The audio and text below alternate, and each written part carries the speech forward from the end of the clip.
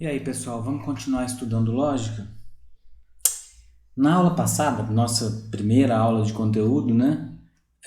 A gente falou que o assunto da lógica é a relação de consequência entre as sentenças. E a gente apresentou também a noção de argumento, né? A gente disse que o argumento é uma coleção de sentenças, de frases, onde uma é a conclusão e todas as outras são as premissas. E a gente aprendeu também a identificar quem é a conclusão e quem são as premissas. A conclusão é sempre o que se quer dizer, o resumo, né? A moral da história. E as premissas são sempre justificativas, explicações para a conclusão. Nessa aula, a gente vai continuar estudando os conceitos da lógica de um modo informal. E a gente vai apresentar alguns conceitos muito importantes, né? Que vão se repetir depois ao longo da disciplina de uma maneira mais organizada. Agora, para a gente ter uma primeira noção. Essa aula vai mais ou menos mostrar para a gente qual é o alcance da lógica, quais são os limites da lógica e os principais conceitos que vão fazer parte do nosso estudo da lógica. O objetivo é a gente entender o significado desses conceitos. Quais conceitos? Os conceitos de consequência, validade, contra-exemplo, tipos de validade, validade formal, argumentos corretos, argumentos indutivos. Muita coisa, mas é um primeiro contato de vocês com esse material, certo? Bom, então vamos lá.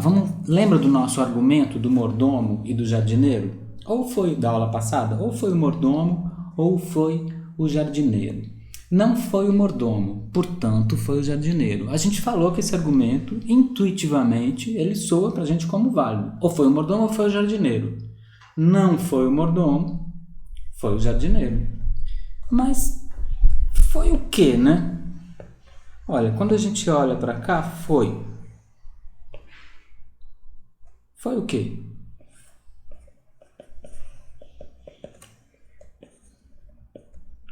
Foi o quê? A gente não está dizendo o que foi. Não sei. A gente não sabe. Não sabemos exatamente. Olha.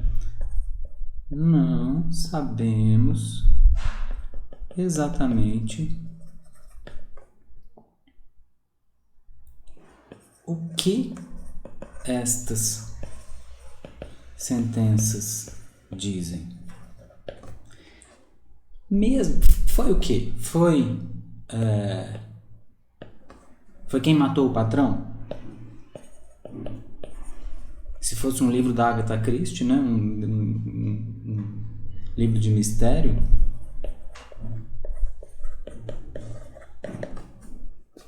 ou sei lá, foi o último a deixar a mansão na noite de ontem? Pode ser também, ó. Foi o último a deixar a mansão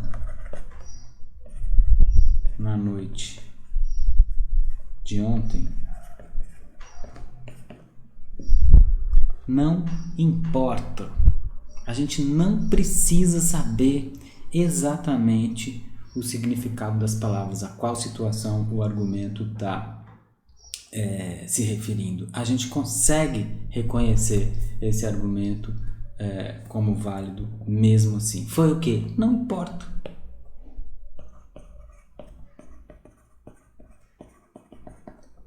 Não importa. Nós conseguimos perceber intuitivamente que a conclusão é consequência das premissas.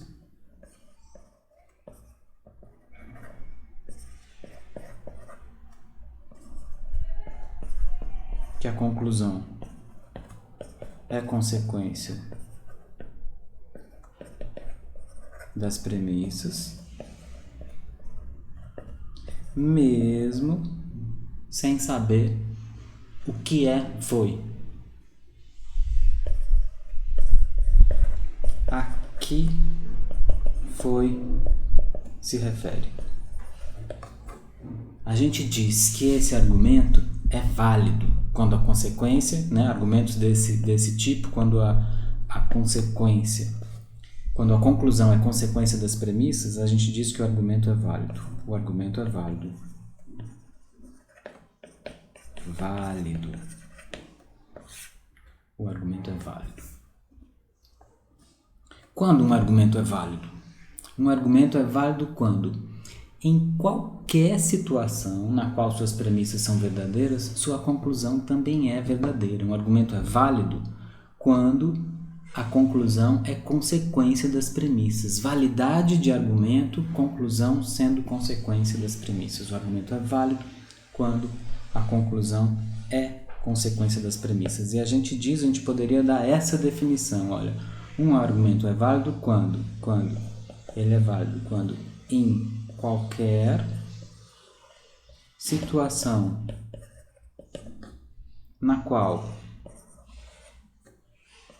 suas premissas são verdadeiras,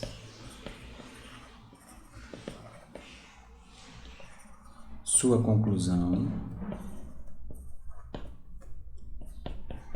também é verdadeira. Quando isso acontece, a gente diz que a conclusão se segue das premissas, é consequência das premissas. Então, nesse caso, a conclusão é consequência das premissas. Essa ideia de situação é muito importante, é nela que a gente vai focar principalmente na aula de hoje. Então, aqui só para a gente deixar claro o jargão, né, as palavras que a gente está usando. Consequência, a gente usa a palavra consequência para falar de uma relação entre sentenças. Uma relação entre sentenças. E a gente usa a palavra validade para dizer que o argumento tem uma certa característica, é um bom argumento. Então, validade é uma característica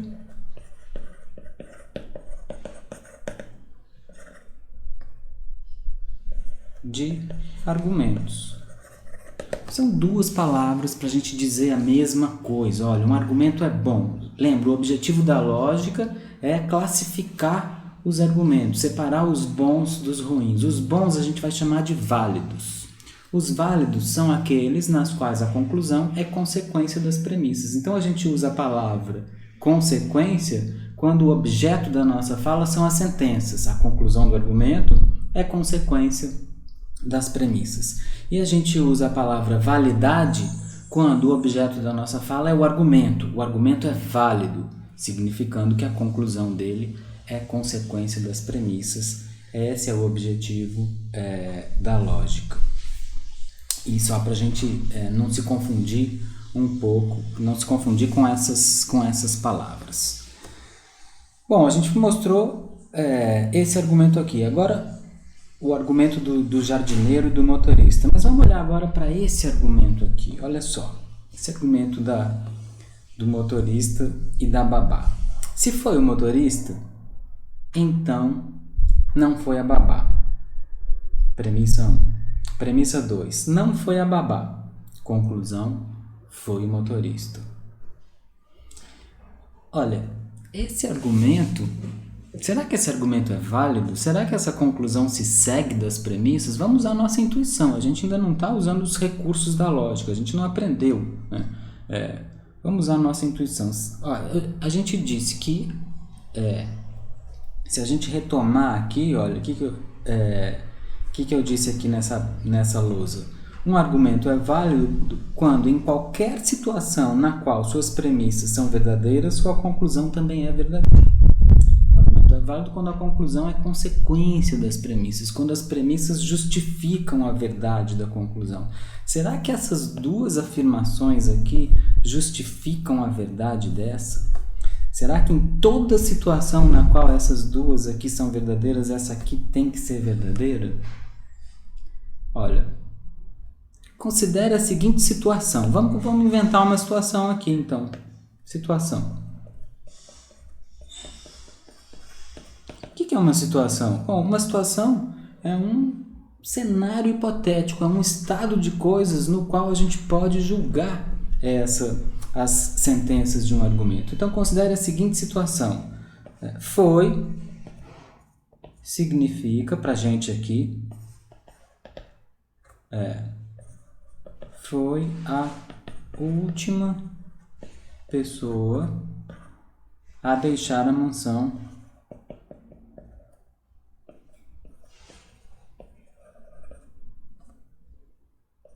na noite de ontem.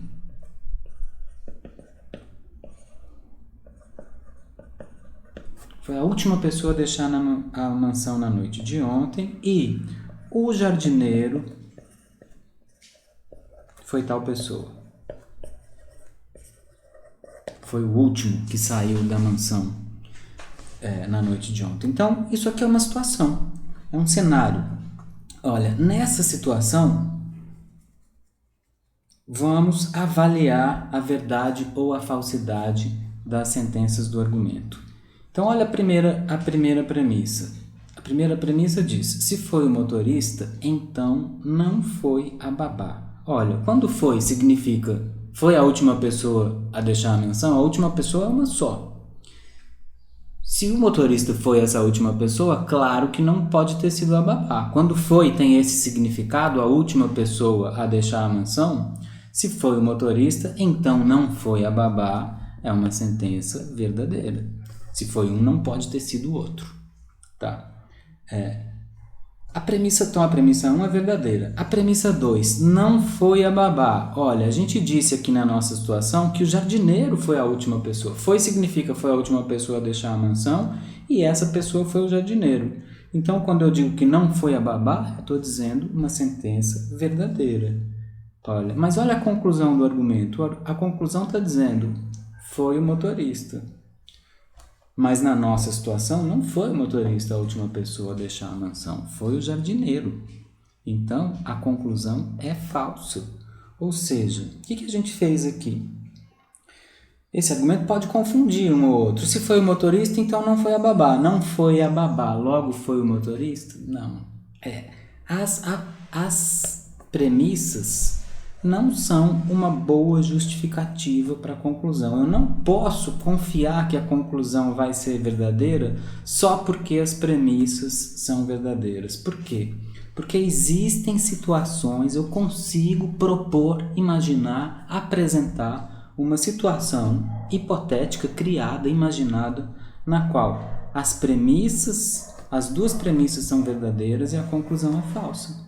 Essa situação mostra que esse argumento não é válido. Esse aqui é um argumento inválido. Inválido. Não é um argumento válido. E essa situação aqui, uma situação que mostra que um argumento é inválido, a gente chama de contra-exemplo. Contra-exemplo. O que é um contra-exemplo? É uma situação, um cenário na qual as premissas do argumento são verdadeiras e a conclusão é falsa. Então, um contra-exemplo é uma situação com premissas verdadeiras, com não, né? Na verdade, aqui é onde? Uma situação onde as premissas são verdadeiras e a conclusão é falsa. Se eu consigo achar uma situação na qual as premissas de um argumento são verdadeiras e a conclusão dele é falsa, eu achei um contra-exemplo para esse argumento, significando que eu mostrei que ele não é válido, que a conclusão não é consequência das premissas, que eu não posso usar as premissas para justificar a conclusão. Então, ele não é um bom argumento, ele não serve como uma justificativa para a conclusão. Certo? Então, um argumento é inválido quando? Só para a gente reforçar aqui.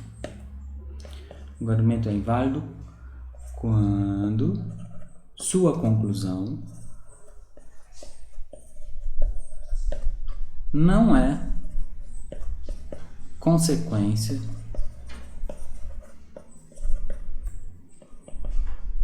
de suas premissas.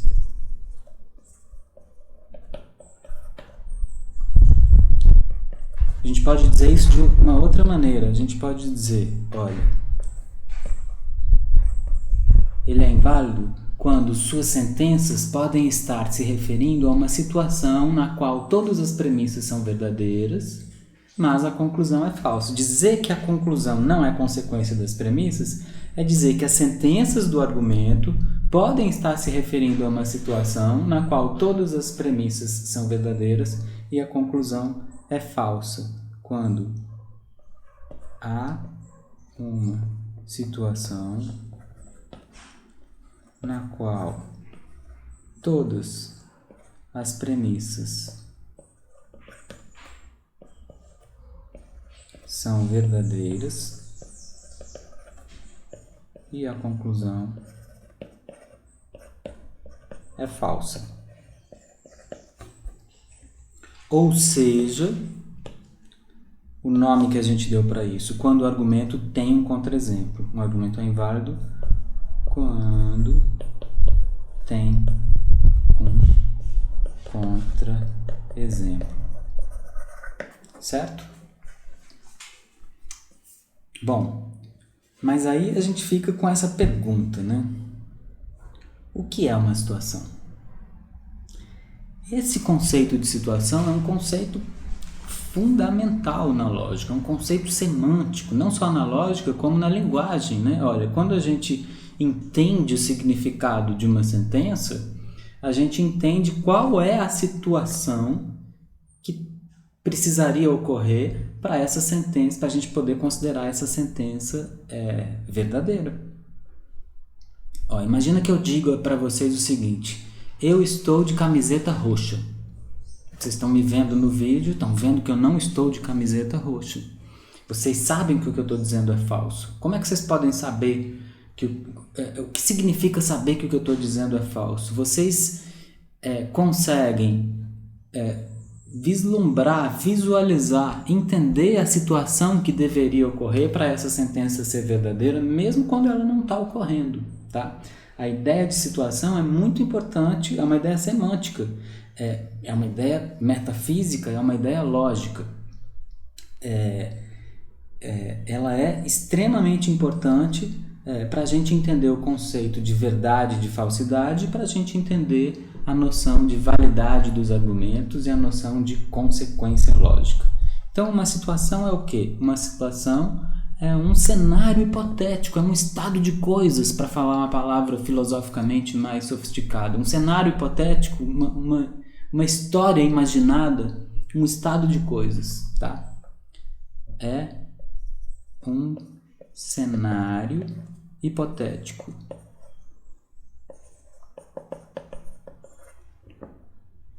No qual as sentenças de um argumento são claramente identificáveis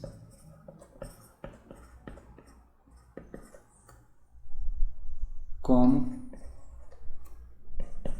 verdadeiras ou falsas. Ou seja, uma história, um cenário hipotético é um conjunto de informações, né, onde eu vou poder julgar a verdade, através do qual eu vou poder julgar a verdade ou falsidade das sentenças que estão sendo afirmadas. A gente costuma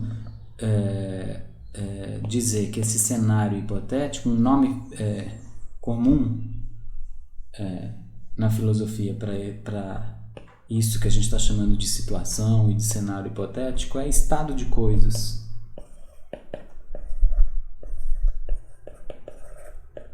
E esse estado de coisas não precisa ser real, atual, presente no mundo. Ele pode ser imaginado. Em geral, ele é imaginado. O que é importante é que esse estado de coisas ele tem a informação suficiente para a gente decidir de todas as sentenças do argumento se elas são verdadeiras ou falsas, certo? Então ele é um estado de coisas hipotético. Hipotético significa que não precisa estar ocorrendo no mundo real, pode ser inventado, imaginado, história, tá? Esse estado de coisas, ele envolve uma historinha e envolve uma referência para as palavras. Então a nossa palavra foi, que é ambígua, que pode significar várias coisas, a gente precisa definir o que foi significa para apresentar um estado de coisas capaz de dizer se as sentenças do nosso argumento, foi o mordomo, foi a babá, foi o motorista, são verdadeiras ou falsas, certo? Bom, então o que a gente falou? A gente falou que um argumento é válido quando, em qualquer situação na qual as premissas são verdadeiras, a conclusão também é. Um argumento é inválido quando ele tem um contra-exemplo, ou seja, quando a gente apresenta uma situação, quando há alguma situação na qual as premissas são verdadeiras e a conclusão é falsa. Isso já é uma grande vantagem, mas existem questões aqui. Uma questão importante que a gente pode fazer, já que eu estou falando de hipóteses, de coisas hipotéticas, de situações imaginadas, né? Quais situações são aceitáveis? Quais situações são aceitáveis? Que situações a lógica leva em consideração? Há situações inaceitáveis? Eu posso me perguntar, né? Será que há?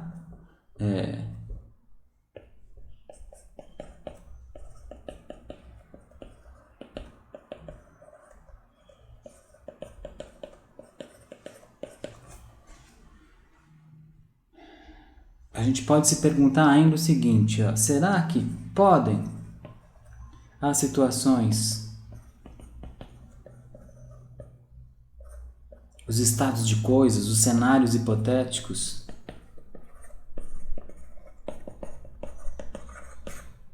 podem há situações violar as leis da física?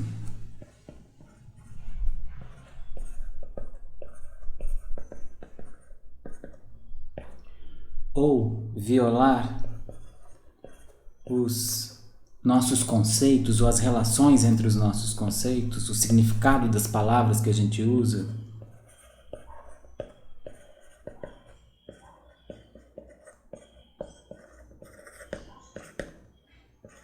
Imagina que aqui tem uma interrogação.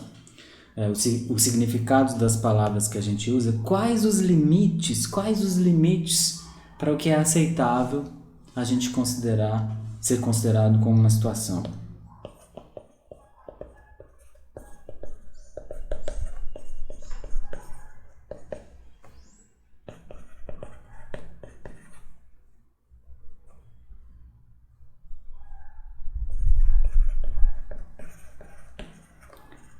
Uma situação?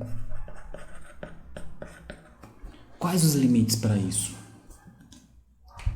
Olha, essa é uma questão crucial na lógica. Respostas diferentes para essas questões. Quais questões? Quais são os limites? O que é aceitável ou não ser considerado como um cenário hipotético? O que limita os cenários? O que constrange ou não os cenários hipotéticos? Respostas diferentes para essas questões levam a diferentes modos de classificar os argumentos como válidos ou inválidos. Dependendo, olha, se eu restrinjo muito o que pode ser aceitável como cenário hipotético, eu vou ter mais dificuldade para achar contra-exemplo, eu vou ter mais argumentos válidos. Se eu amplio muito, tudo pode ser cenário hipotético, vai ser mais fácil eu achar contra-exemplos, eu vou ter menos argumentos classificados como válidos, eu vou achar menos consequências lógicas. Ou seja, respostas diferentes levam a diferentes modos de classificar os argumentos como válidos ou inválidos. Levam a diferentes modos de classificar os argumentos como válidos ou inválidos. Ou seja, diferentes respostas a essas questões, diferentes restrições que a gente coloca ou não para o que pode ser aceito como uma situação, um caso, um cenário hipotético, um estado de coisa, vão nos dar diferentes relações de consequências.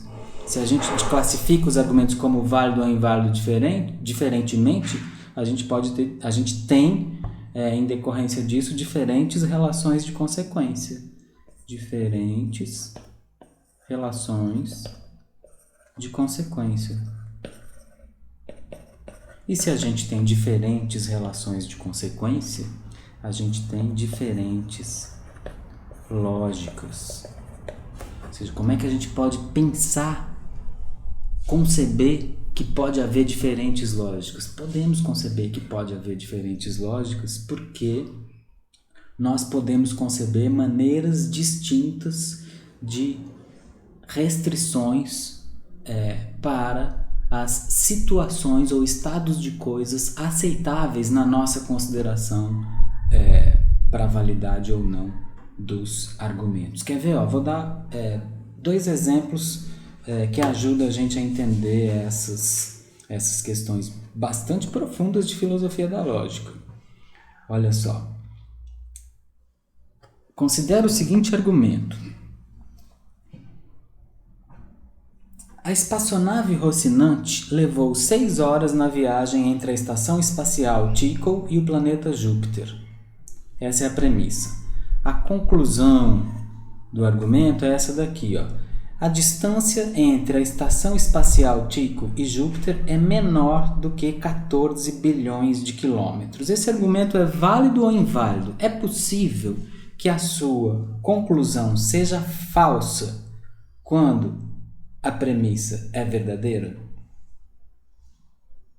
Olha, a espaçonave levou 6 horas para chegar. A distância entre a estação espacial, logo, se ela demorou 6 horas, se ela saiu daqui e chegou aqui em 6 horas, essa é a premissa. A conclusão é: a distância é menor do que 14 bilhões de quilômetros. Esse argumento é válido ou inválido? É possível que a conclusão seja falsa quando a premissa é verdadeira? Olha, se a gente respeitar as leis da física que a gente conhece, se a gente respeitar as leis da ciência, não é possível que a conclusão seja falsa quando a premissa é verdadeira. Por quê? Para a distância entre a estação espacial e o planeta ser maior do que ser de 14 bilhões de quilômetros ou mais, e a nave conseguir chegar lá em 6 horas, ela teria que viajar mais rápido do que a luz. E a gente sabe pelas leis da ciência que nada vai mais rápido, viaja mais rápido ou se movimenta mais rápido do que a luz. Portanto, se a gente proíbe os cenários hipotéticos de violar as leis da física, se a gente restringe aquilo que pode ser considerado como uma situação às leis da física, esse argumento se torna válido. Então, esse argumento é válido ou inválido? Bom, ele é válido quando? Quando as situações estão limitadas pelas leis da física. Com situações limitadas, ou seja, quando elas não podem violar as leis da física, limitadas pelas leis da física.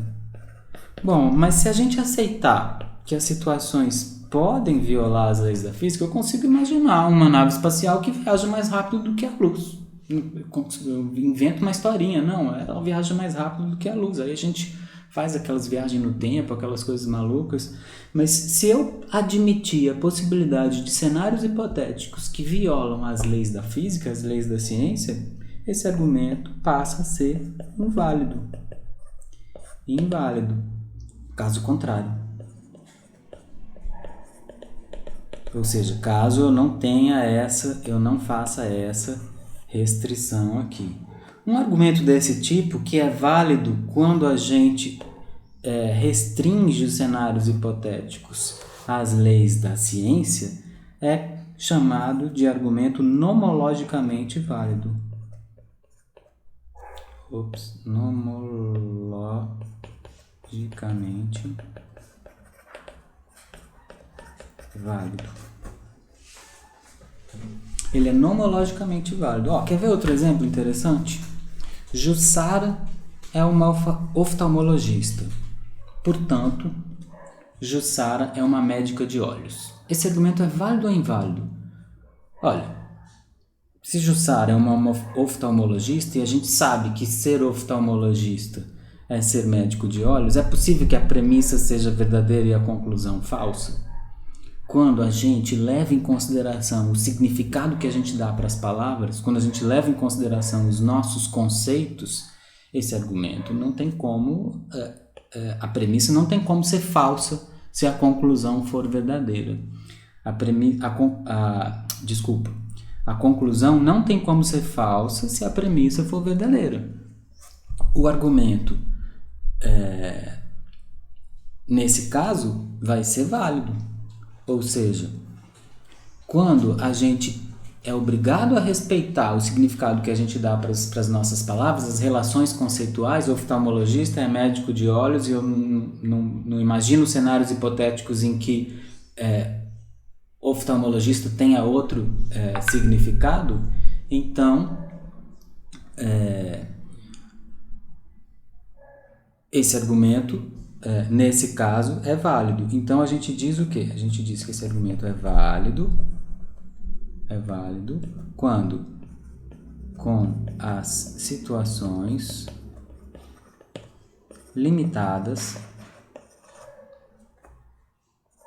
pelos significados que damos às palavras, ou seja, aos nossos conceitos.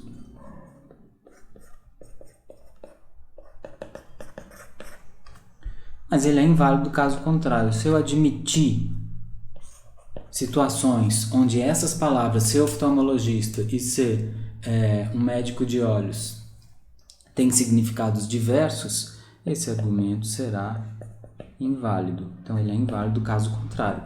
Caso a gente não faça essa restrição aqui. Inválido caso contrário. Caso contrário. Um argumento desse tipo, que é válido quando a gente restringe os cenários hipotéticos às nossas relações conceituais, aos significados das palavras, ele é chamado de conceitualmente ou analiticamente válido. Então, é um argumento conceitualmente válido. Conceitualmente válido também é conhecido como analiticamente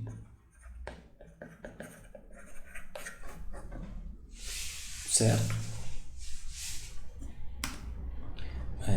Então, olha só, o que a gente pode tirar? Que lição a gente pode tirar desses exemplos? A gente pode dizer, dar uma definição quase poética de lógica, mas ainda assim bastante precisa, dizendo o seguinte, olha, a lógica pode ser entendida como a disciplina que estuda o limite mais permissível possível para situações, os cenários hipotéticos. O limite mais permissivo para aquilo que a gente pode considerar como possível.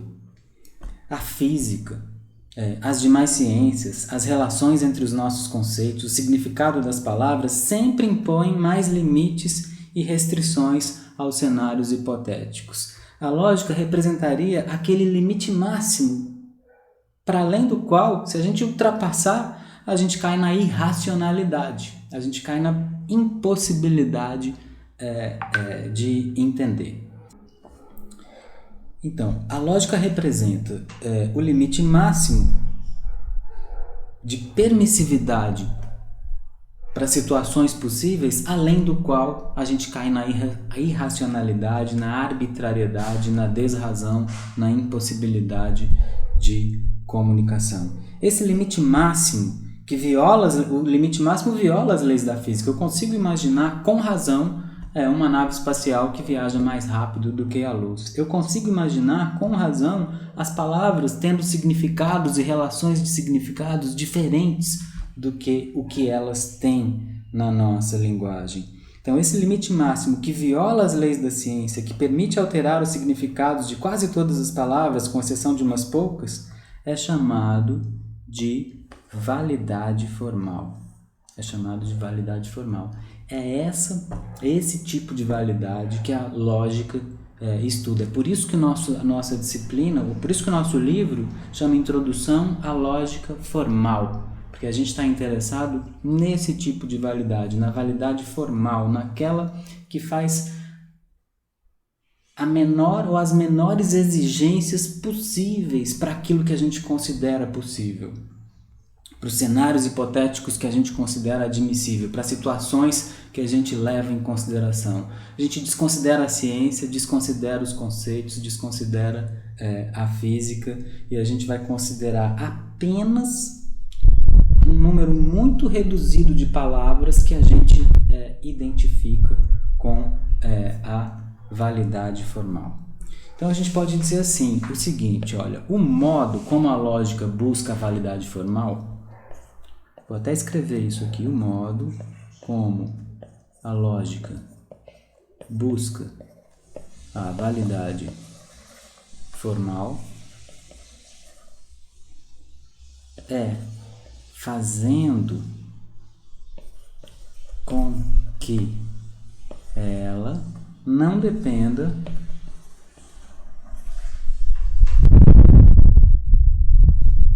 do conteúdo das sentenças, ou seja, fazendo com que a sua decisão de se um argumento é válido ou não dependa do conteúdo das sentenças, do conteúdo daquilo que elas dizem, das sentenças,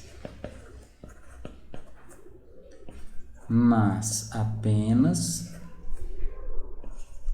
de sua, ou seja, mas dependa apenas de sua forma lógica. Dependa apenas de sua forma lógica. O modo como a lógica busca a validade formal é fazendo com que a lógica não dependa do conteúdo das sentenças, mas apenas de sua forma lógica. A pergunta que a gente tem que fazer agora é: o que é forma lógica?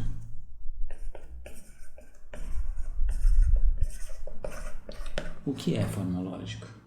Sempre tem o que é, uma pergunta para dificultar as coisas, né? Vamos devagar, vamos tentar entender isso com calma.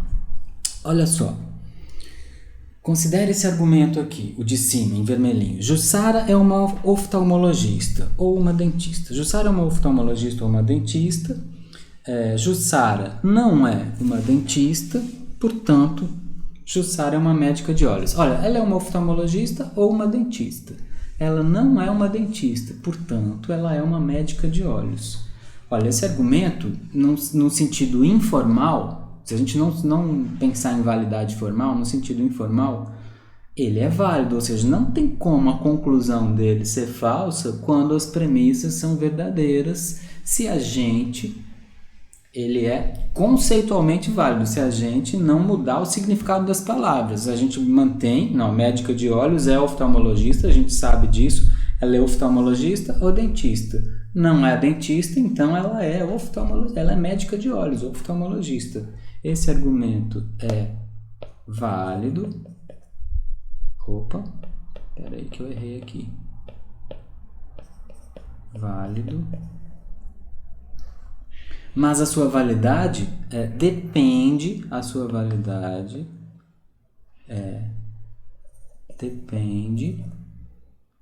do significado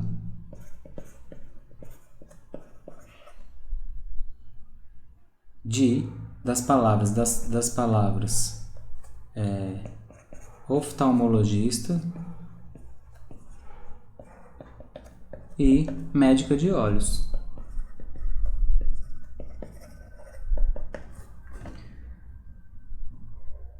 Olha o de baixo, o argumento em azul. Jussara é uma oftalmologista ou uma dentista. Jussara não é uma dentista, portanto, Jussara é uma oftalmologista. Já esse argumento, ele é válido sem nenhuma restrição. Válido. A gente diz que ele é formalmente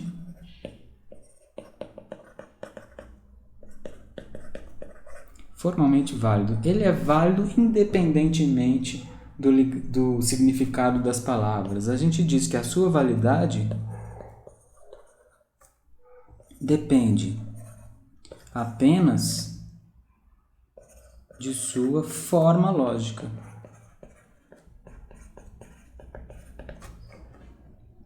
Depende apenas de sua forma lógica. Olha, vamos olhar com calma para esse argumento aqui.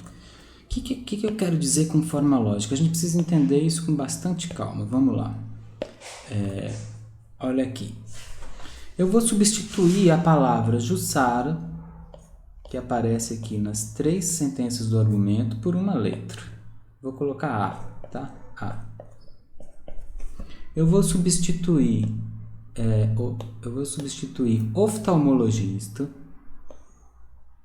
que aparece aqui na primeira premissa e na conclusão, por uma outra letra.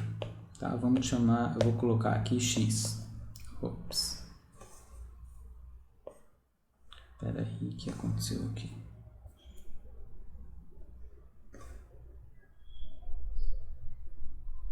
Ah, tá. X. E eu vou substituir essa palavra aqui, ó, dentista, que aparece nas 2 premissas, por outra letra. Vamos pôr em vermelho, né? Espera aí. Y. Olha, se eu não quero levar em consideração o significado das palavras, melhor eu tirar as palavras e substituir elas por letras. Se eu fizer isso, olha, eu posso reescrever esse argumento da seguinte maneira. Aqui, ó. A primeira premissa, Jussara é uma oftalmologista ou uma dentista, quando eu substituo Jussara por A, oftalmologista por X e dentista por Y, fica A é um X ou um Y. Pus no masculino como gênero neutro, tá? A é um X ou um Y. Aqui a segunda premissa, Jussara não é uma dentista. A não é um X, Jussara é a dentista, um Y, desculpa. Jussara não é uma dentista. A não é um Y. Jussara é uma oftalmologista. A é um X. Olha, isso aqui a gente poderia mais ou menos dizer que é um rascunho da forma lógica desse argumento. A é um X ou um Y, A não é um Y, logo A é um X. Olha, essa forma lógica aqui, ela nos informa uma outra coisa interessante. Ela nos informa que se eu pegar essa forma lógica e aplicar ela com outras palavras, olha, então, se no lugar de A, que era Jussara aqui, eu colocar outro nome, suponha que eu coloque Edna. No lugar de X, que era oftalmologista, eu coloco outra coisa, outra palavra, suponha que eu coloco matemática. E no lugar de Y, que era dentista, eu coloco outra coisa, bióloga, e eu repito esse argumento aqui, fazendo essas substituições, eu vou escrever o quê? Edna é uma matemática ou uma bióloga? A é um X ou um Y? Edna não é uma bióloga. A não é um Y. Edna é uma matemática ou uma bióloga. A é um X ou um Y. Edna não é uma bióloga. A não é um Y. Portanto, Edna é uma matemática. A é um X. Eu esqueci de colocar aqui os 3 pontinhos da conclusão. Está ali naquele argumento. Então, olha, quando eu pego um argumento que é válido independentemente do conteúdo das palavras, extraio a forma lógica dele, essa forma lógica é um modelo para argumentos válidos. Qualquer argumento que eu colocar, que eu substituir pelas letras A, X e Y, vai ser um argumento válido. Edna é uma matemática ou uma bióloga? Edna não é uma bióloga, logo ela é uma matemática. Ele tendo a forma lógica válida, eu garanto que qualquer outro argumento que eu substitua ali vai ser válido. Por outro lado, o argumento de Jussara, mas com médica de olhos, ó, eu já vou pular aqui, olha. Esse argumento é aquele igual ao anterior, só que na conclusão, no lugar de oftalmologista, eu coloquei médica de olhos. E aqui eu já escrevi previamente essa lousa. Olha, Jussara é uma oftalmologista ou uma dentista? Jussara não é uma dentista, portanto, Jussara é uma médica de olhos. Esse argumento a gente percebe que ele é válido, mas a validade dele não é formal, porque ela depende do conteúdo das palavras. Não é possível que essa conclusão seja falsa quando essas premissas são verdadeiras, se a gente não mudar o significado das palavras. Tá?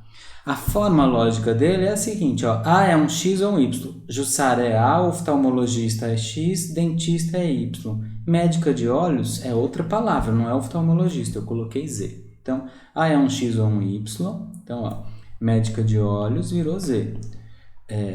A não é um Y. Jussara não é uma dentista. Jussara é uma médica de olhos. A é um Z. Essa forma lógica aqui, ela não garante a validade de um argumento. Por quê? Olha, porque eu posso pegar essa mesma forma lógica e escrever o seguinte argumento. Olha, no lugar de A eu ponho Edna, no lugar de X eu ponho matemática, e no lugar de Y eu ponho bióloga, e no lugar de Z eu coloco trapezista. Então eu vou ter o seguinte argumento.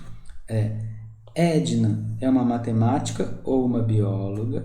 Edna não é uma bióloga, portanto, Edna é uma trapezista. Olha, Edna é uma matemática ou uma bióloga?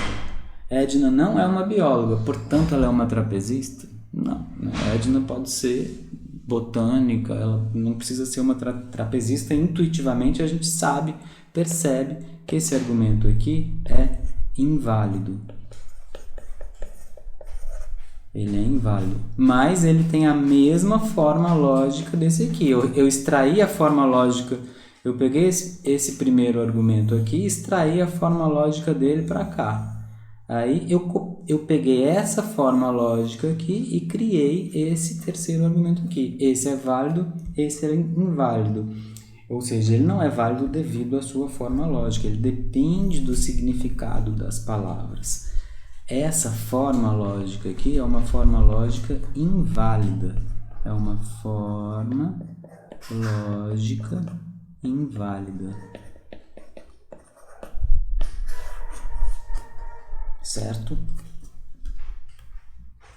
Então, para a gente fechar essa ideia, essa primeira forma aqui é a forma desse argumento aqui. Ó, essa forma lógica desse argumento, eu vim para cá e copiei ela aqui. E essa daqui de baixo é a forma desses dois argumentos aqui.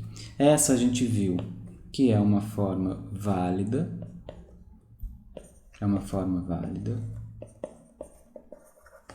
E essa aqui é uma forma inválida. O que significa isso? Uma forma lógica válida e uma forma lógica inválida. Olha, a gente está começando a falar de forma. Isso não é a linguagem formalizada que a gente vai aprender. É só para a gente ter um primeiro contato com os conceitos. Quando a gente tem uma forma válida, a gente pode dizer o seguinte: todo argumento com esta forma, que é reconhecida como válida, vai ser um argumento válido. É válido. Ter uma forma lógica válida garante isso. Todo argumento com essa forma é válido. Já quando a gente tem uma forma inválida, nesse de baixo aqui, alguns argumentos com esta forma são inválidos. Na página anterior a gente viu essa forma lógica aqui, com essa forma lógica a gente tem um argumento válido, nomologicamente válido, mas a gente tem um inválido. Tá? Agora, com essa forma lógica aqui, válida, a gente não consegue criar nenhum argumento inválido. É por isso que a lógica formal ou a validade formal é importante, é útil. É por isso que é útil a gente estudar a lógica, porque a gente consegue identificar determinados padrões de validade que vão nos levar à validade dos argumentos. Ok? Mais dois conceitos importantes antes da gente terminar essa nossa videoaula de hoje. O que é um argumento correto? Olha só. Quando a gente tem um argumento válido com premissas verdadeiras, a gente tem uma comprovação da verdade da conclusão. A gente usa argumentos para isso. A gente usa argumento no dia a dia, nas coisas que a gente faz, nos nossos textos, nas nossas discussões, nas nossas conversas. A gente usa um argumento quando a gente não consegue mostrar diretamente que a conclusão é verdadeira. Quando a gente não tem acesso, a gente não está vendo, né? Não tem acesso cognitivo direto à verdade da conclusão, a gente usa premissas que a gente para justificar a verdade da conclusão. Então, um argumento válido com premissas verdadeiras, o que ele faz? Ele comprova a verdade da sua conclusão. Quando um argumento funciona bem para fazer isso, quando ele comprova a verdade da sua conclusão, a gente chama ele de argumento correto. Isso é só um jargão, uma palavra que a gente usa bastante na lógica e precisa entender. E é importante a gente perceber isso, porque tem muito argumento válido, logicamente válido, que não vai funcionar para comprovar a verdade da conclusão, por não ser correto. Quer ver um exemplo? Olha só. Vamos olhar para esse argumento aqui. Sócrates é um filósofo. A situação na qual a gente vai avaliar esse argumento é o mundo real. Tá? Sócrates é um filósofo verdadeiro. Todos os filósofos são repolhos. Bom, no mundo real, talvez algum filósofo seja repolho, né? Tem um tem um cujo nome começa com Olavo, que repolho é um elogio para ele, certo? Mas enfim, todos os filósofos são repolhos é falso, certo? E Sócrates, portanto, Sócrates é um repolho. Sócrates é um repolho é uma sentença falsa também. No entanto, olha para esse argumento. Sócrates é um filósofo. Eu vou fazer um desenho aqui. Eu costumo chamar esse argumento de argumento do ovo. Por que argumento do ovo? Vocês vão ver. Eu vou fazer um desenho que vocês vão ver como... ele é obviamente válido, mas dá pra gente ver num desenho. Suponha que esse xizinho é Sócrates, tá? Quando eu digo que Sócrates é um filósofo, eu estou dizendo que Sócrates está dentro do conjunto de filósofos. Quando eu digo que todos os filósofos são repolhos, eu estou dizendo que o conjunto de filósofos está dentro do conjunto de repolhos, ou é igual ao conjunto de repolhos. Bom, se Sócrates é um filósofo e se Sócrates é um filósofo e todos os filósofos são repolhos, é claro que Sócrates está dentro dos repolhos, é um repolho. Esse argumento é obviamente válido. No entanto, mesmo sendo obviamente válido, esse argumento ele não é uma boa justificativa para a conclusão. A conclusão dele é falsa, ou seja, ele não é um argumento correto. Eu não posso usar esse argumento por aí para provar. Ele não é uma boa justificativa para o fato, para a afirmação de que Sócrates é um repolho. Tá?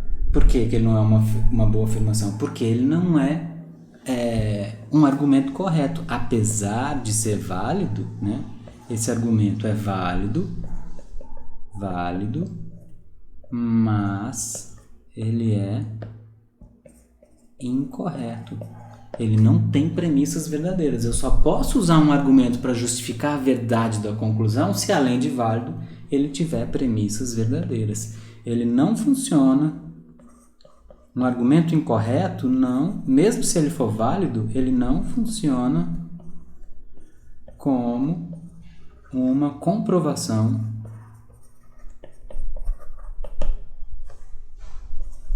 para a sua conclusão.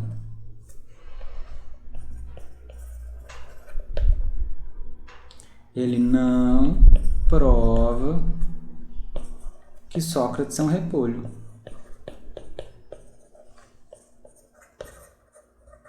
Não prova que Sócrates é um repolho. Tá certo? E outra coisa que é bom a gente perceber também é o seguinte, olha, não basta todas as sentenças de um argumento serem verdadeiras para ele ser um bom argumento, para ele ser válido ou para a conclusão ser consequência das premissas, tá? Olha só, vamos ver esse exemplo aqui. De novo, eu estou usando o mundo real como situação para avaliar a verdade ou falsidade das sentenças. Todo potiguar é brasileiro. Verdade. Oscar Schmidt é brasileiro. Aquele jogador de basquete famoso, antigo, lembra? Ele é brasileiro. Portanto, Oscar Schmidt é potiguar. Oscar Schmidt é potiguar, por um acaso. Ele nasceu no estado do Rio Grande do Norte. Então, todas as sentenças desse argumento são verdadeiras. Todo potiguar é brasileiro. Qualquer um que tenha nascido no estado do Rio Grande do Norte nasceu no Brasil, é brasileiro. Oscar Schmidt é brasileiro, a gente sabe que ele jogou na seleção há muito tempo e tal. Portanto, Oscar Schmidt é potiguar. A gente sabe que ele é potiguar. Mas será, mesmo sendo tudo verdade, será que essas duas sentenças são justificativa para essa? Será que se a gente não soubesse que Oscar Schmidt é potiguar, a gente saberia, sabendo que essas duas sentenças são verdadeiras? Não. Por que não? Olha, esse argumento não é válido, tá? No mundo real, todas as sentenças deles são verdadeiras, mas eu consigo imaginar um cenário hipotético onde as premissas são verdadeiras e a conclusão é falsa. Eu consigo apresentar um contra-exemplo para esse argumento. Qual é esse cenário hipotético? Vamos supor que Oscar Schmidt seja paraibano, tá? Se Oscar Schmidt é paraibano, então o nosso cenário hipotético é esse: Oscar Schmidt é paraibano. Todo potiguar é brasileiro nesse cenário hipotético? Oscar Schmidt é brasileiro? Bom, se ele é paraibano, ele é brasileiro. Logo, Oscar Schmidt é potiguar? Não. Nesse cenário hipotético, as premissas seriam verdadeiras, mas a conclusão seria falsa. Seria falsa, ele não é potiguar. É paraibano nesse cenário hipotético. Então, esse argumento tem contra-exemplo, ele é um argumento inválido, apesar de ter todas as sentenças verdadeiras, tá? A validade não tem a ver, não se relaciona diretamente com verdade ou falsidade das sentenças no mundo real. A gente pode escrever o seguinte aqui, olha: ter todas suas sentenças verdadeiras não basta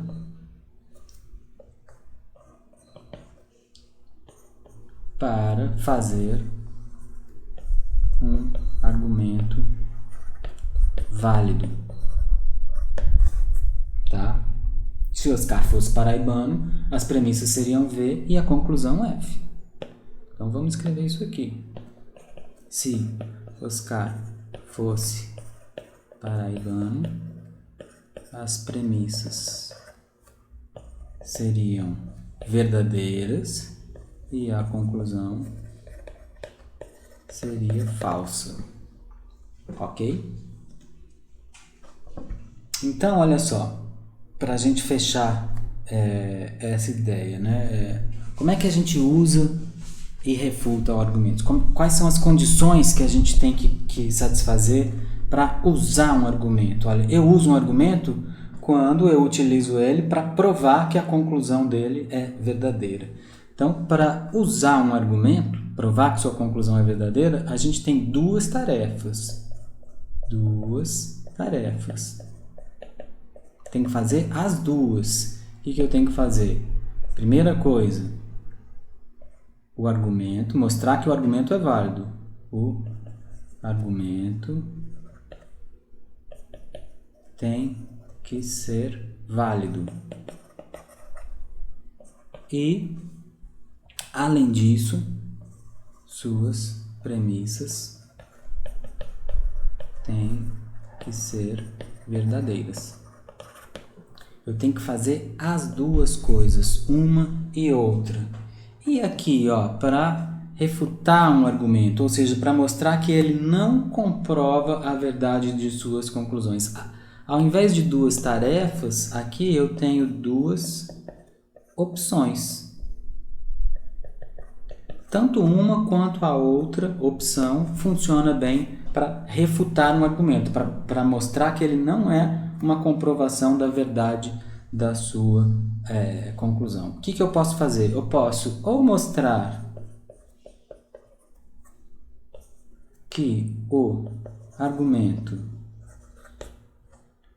não é válido ou é inválido,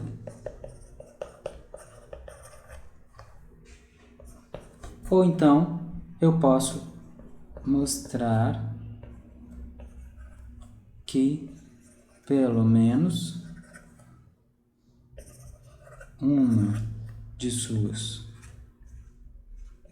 premissas é falsa, não é verdadeira. Olha, se eu fizer ou uma ou outra dessas duas opções, eu refuto um argumento, tá? É importante saber disso porque a gente usa lógica para isso. A gente usa a lógica a gente usa os argumentos para comprovar. Eu uso um argumento para tentar comprovar a verdade de uma afirmação. Você pode tentar refutar o meu argumento mostrando ou que ele não é válido ou que eu parto de alguma premissa falsa. É sempre mais difícil comprovar a validade de um argumento do que refutá-lo, certo? A gente tem mais opções para refutar do que para comprovar a validade de um argumento. E para terminar, porque essa aula já está ficando grande demais, um último conceito que é bom mencionar, que a gente não vai estudar nessa disciplina, mas é bom mencionar. Considere esse argumento aqui, olha. Até hoje jamais nevou em Natal. Desde que fundaram a cidade, lá há mais de 500 anos, não se tem nenhum registro de neve em Natal. A gente não tem nenhum motivo para achar que tenha nevado em Natal, senão teríamos registros históricos desse fato e saberíamos.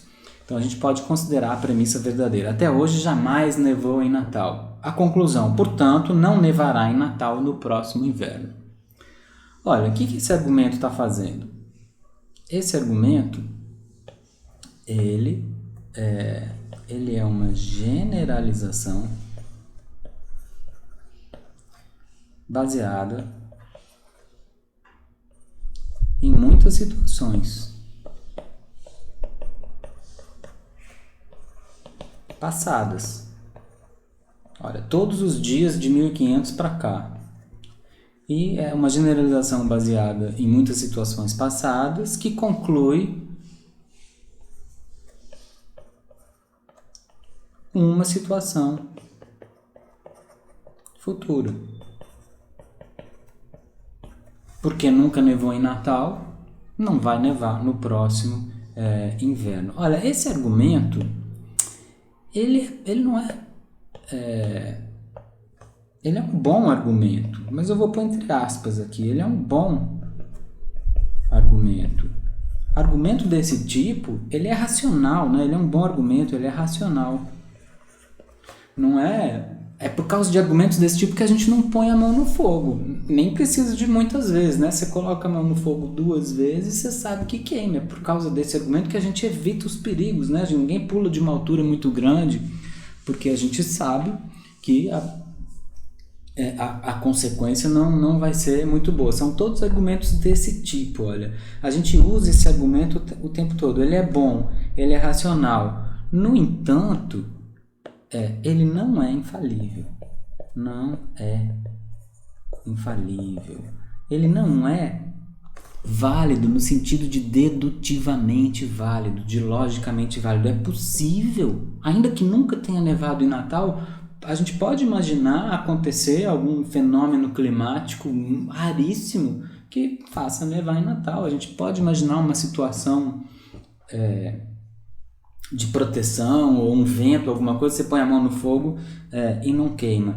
Esses argumentos que são racionais, são bons, a gente usa o tempo todo, mas eles não são infalíveis,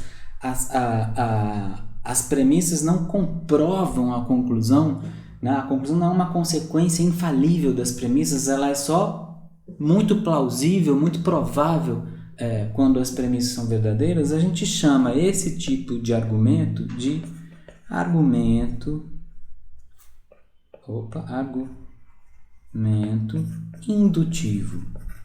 Tá? A gente não vai estudar os argumentos indutivos nessa disciplina. Existem lógicas dos argumentos indutivos, mas elas são muito mais sofisticadas e complicadas. O argumento indutivo está muito mais próximo daquilo que a gente chama de probabilidade do que da lógica. E a nossa disciplina, uma disciplina de introdução, a gente não vai estudar esse tipo de argumento. Eles são interessantes, eles são racionais, eles são úteis, a gente usa o tempo todo, mas o nosso assunto aqui é outro.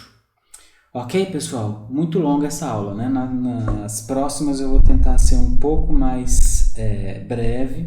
Vocês leiam o texto, tem muito mais coisa no texto do que eu falei aqui, e façam os exercícios que estão indicados aqui embaixo.